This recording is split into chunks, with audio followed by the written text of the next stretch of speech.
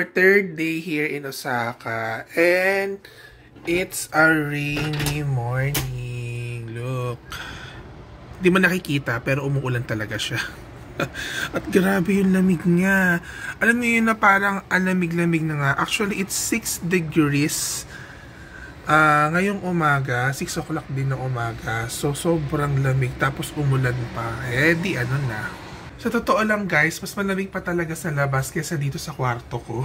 Gusto ko na nga lang buksan tong bintana para lang pumasok yung lamig. Pero, syempre, carry naman. So, okay na yan. Medyo kagigising lang natin since it's Saturday today. Mamayang hapon pa kami pwedeng lumabas. Kasi 7th-day Adventist kasi kami. So, Saturday ang aming simba. Later on, we're planning to go to Umeda Sky Building. Then, after that, tingnan natin kung saan pa tayo pwedeng dalhin ng ating mga paa. Grabe yung lamig dito sa Japan. Kung sa Pilipinas, nag-i-start na ang summer, mainit na. Dito ay grabe talaga.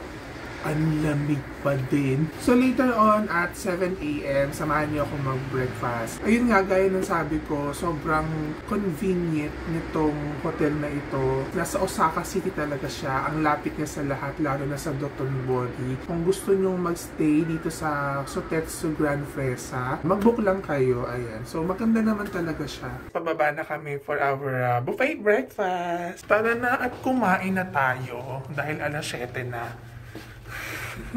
Umuulan, no? Umuulan? Oo.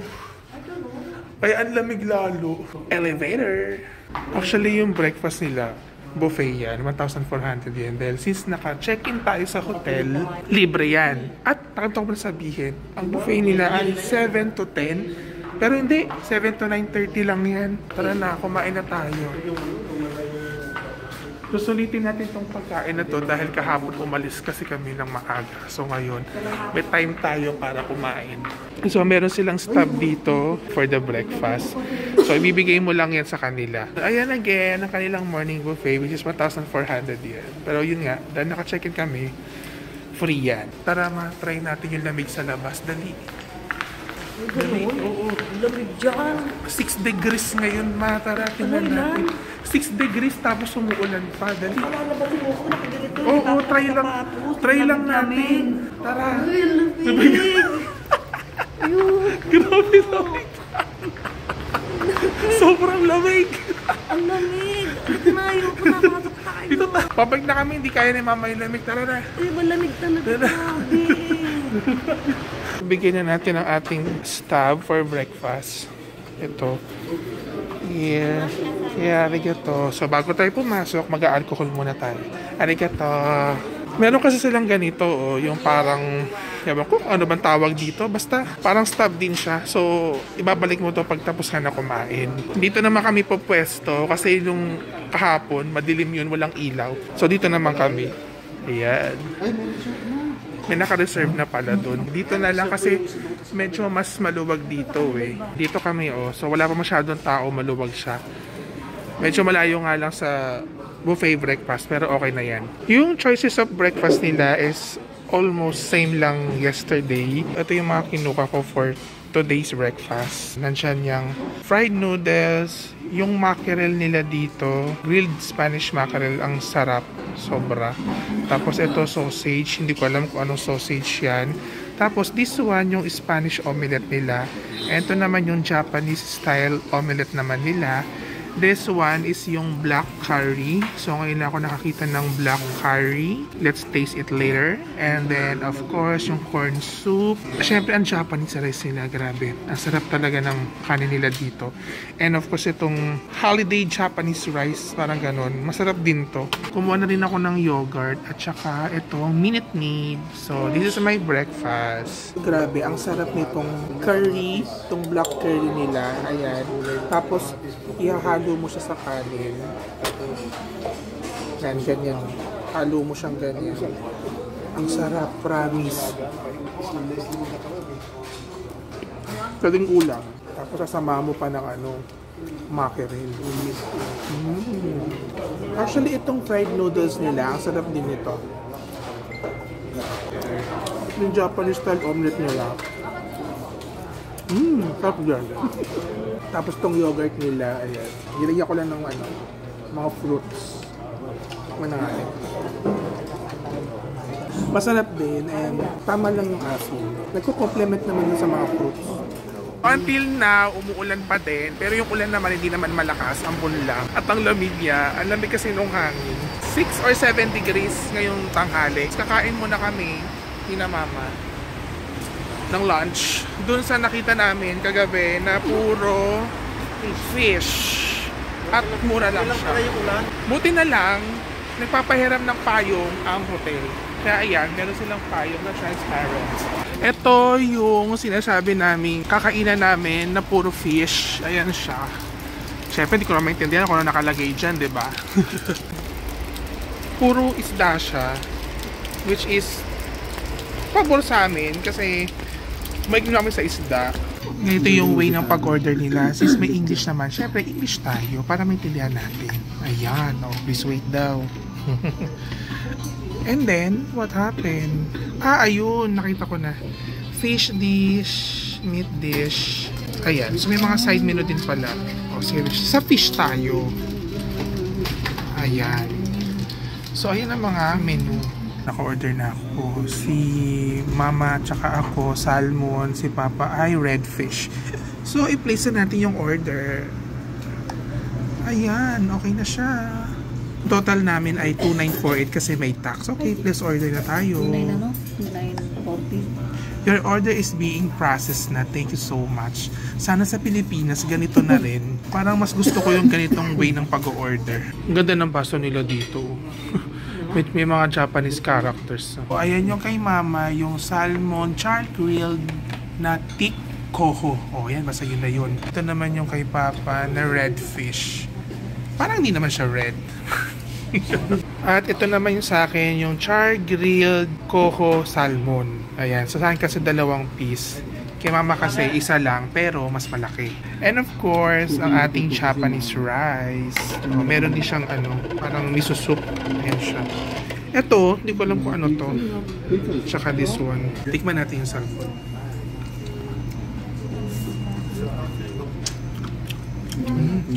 Ang sarap. Tama lang yung ano niya. Yung alat niya. Tapos nasamahan mo siya ng Japanese rice. May kakaibang lasa ang salmon dito.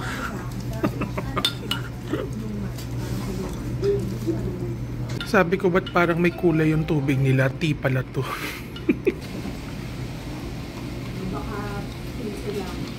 Tapos na kami mag-lunch and pupunta muna kami sa Daiso kasi may bibilin lang kami. So, hintayin lang natin tong mag-go. Then, tawid na tayo to the highest level. Tara na, tawid na tayo! Habang go pa. Actually, maulan. Sobrang lamig nung hangin. Pero, ngayon medyo tumigil na.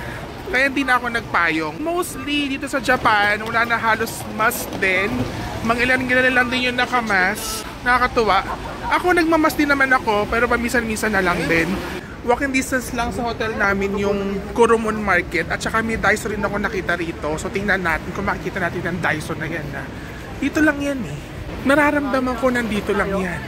Naghahanap kasi kami ng Daiso. Akala ko may Daiso dun malapit sa Kurumon Market. Kaso, wala pala. Kasi sabi sa Google Map meron daw eh. Pero ito, may isa pa kami pupuntahan. Sabi may Daiso daw doon. Sana meron nga tayo makitang Daiso. Okay, according kay Google, mag-right tayo in 130 meters tapos magle-left. According sa Google, nandito ang Daiso at nakita ko na siya. Ayun ang Daiso. Ayan. Ayun na siya, malapit na kami. Kita ko na, Daiso. Dito pala sa mga, ewan ko kung tagu ba to, ano. Pero dito lang siya, ayan, kitang-kita na natin. Finally, nandito kami sa Daiso. Pasok muna kami. Grabe, lamig. Pabalik muna kami ng hotel. Then, later on, pupunta na kami sa Umeda Sky Building. Maya-maya yun. So, see you there! A few moments later. Ayan, so papunta na kami ng Umeda Sky Building. So, from our hotel, Hotel so Gran Fresa, dito kami mag-enter sa Nipponbashi Station sa number 2. So, ito siya. Ayan. So, enter na tayo. Nandito kami ngayon sa platform 2. Papunta kami ng Namba Station.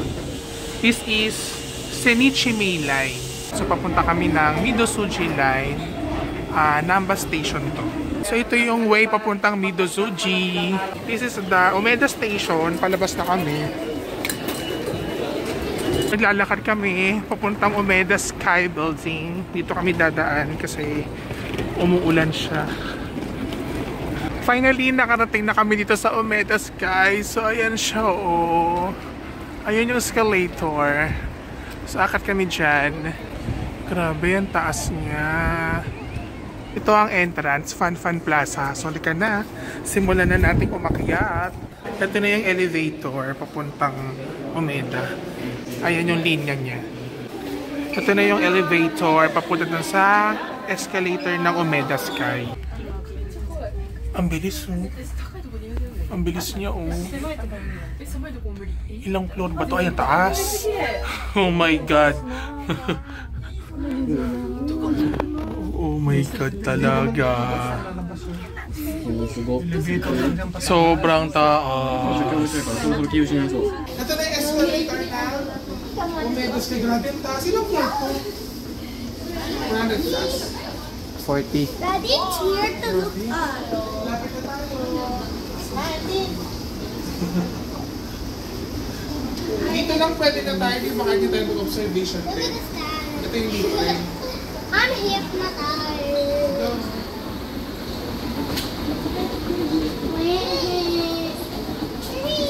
Akit kami sa observatory deck, bumili muna kami ng admission ticket. Dalawa lang to sa akin tsaka si Papa. Kasi ayaw umakyat ni Mama sa taas. Kaya kami dalawa ni Papa aakyat. Sayang kasi yung chance, akit na kami. So again guys, ito yung bilihan ng ticket papunta sa observatory. Available din siya sa Klook. So hindi na kasi ako nakapag-Klook kasi akala ko hindi kami aakyat. Teka na, paakit na tayo. Ito na yung entrance, paakit na tayo doon. Tinatakan lang nila yung admission ticket. Ayan siya. Kasi nga, diba, nandito na tayo, so lubusin na natin kasi sayang. Mukhang ito ata yung packet sa taas sa Skywalk. Mag-elevator kami paakyat kasi medyo mataas siya. Pasok kami sa elevator. Yan. Let's go. And so here na kami. Nasa ito na ata kami. So where's the entrance? Here. Ito na, dito na siya. Ay, ito lang pala. Ay, ang ganda. Oh, kaso, ay, ang sarap. Wow, ang ganda. Wala, di naman siya nakakalula. Kasi merong ganyan. Oo, meron naman eh.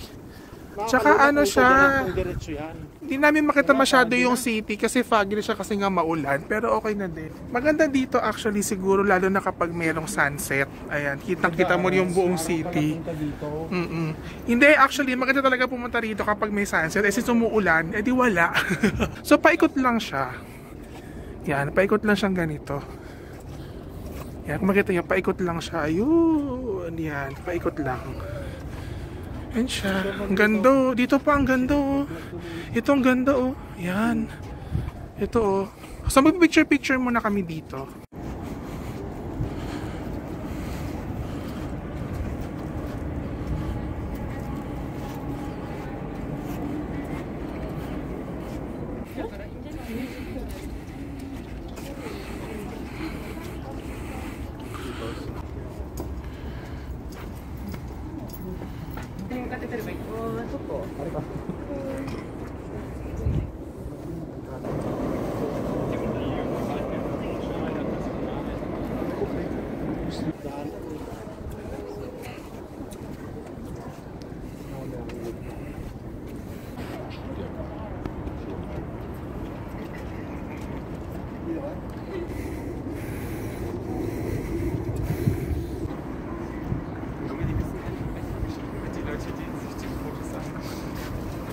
Liwanag pa.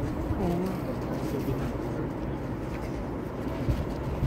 Tapos na kami umikot dito sa Umeda Sky Building. Naikot na namin yung 360. Tapos na rin kami mag-picture. Bababa na kami. Sobrang lamig na. Bababa na kami. Grabe, ganda dito. Siguro mas maganda ito pag mas maliwanag tsaka pag sunset talaga. So stairs na kami pababa. Hindi naman kasi mahirap bumaba. Unlike kapag umakyat, kasi mga ilang steps din ito. Alam niyo naman, mahirap magbuhat ng sarili. Kaya dapat elevator kapag may chance. Pero kapag itong pababa, kaya naman natin to. Yung weight naman natin ay by gravity. O di, baba tayo.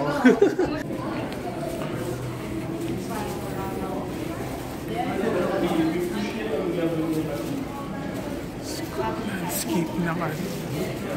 Exit na tayo.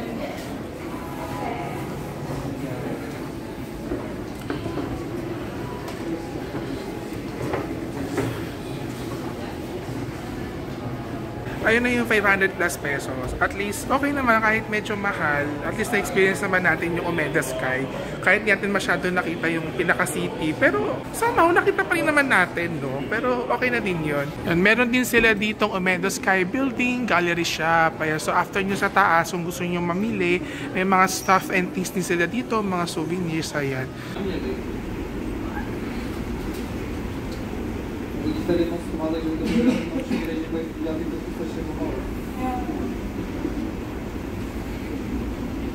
Pabalik na kami ng Umeda Station para of course umuwi na sa aming hotel. Natapos na rin ang aming Umeda Sky Building experience. Actually, worth it naman yung binayad dun sa Umeda. Kasi sobrang ganda naman talaga ng view. And grabe, sobrang din ang lamig. Actually, hanggang ngayon ang lamig pa rin. So ayun guys, muli maraming salamat para sa aming ikatlong araw dito sa Japan. Sana muli ko kayong makasama sa mga susunod ko pang mga video. Hanggang dito na lang guys. Bye!